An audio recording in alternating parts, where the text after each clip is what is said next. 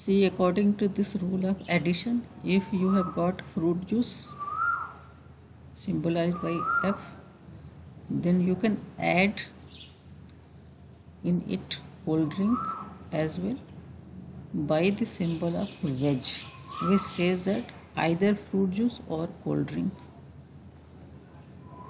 You have got fruit juice, you can add cold drink by using this symbol of wedge, which says that either fruit juice or cold drink.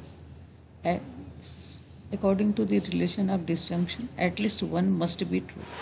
Already you have got fruit juice, one is true.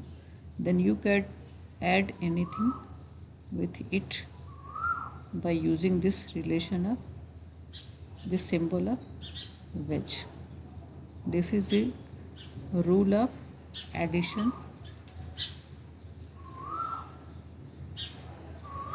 because according to this rule of disjunction, either of the disjuncts must be true.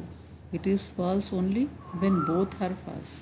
One is already true, so you can add anything with it by using this symbol of wedge. It may be true or false, it doesn't matter, because at least one disjunct is true, your statement will be true. So you have got fruit juice already. By using this symbol of wedge, you can add cold drink as well. At least one is there, fruit juice is there. It may be so that cold drink is there or not there, it doesn't matter. This statement will be true.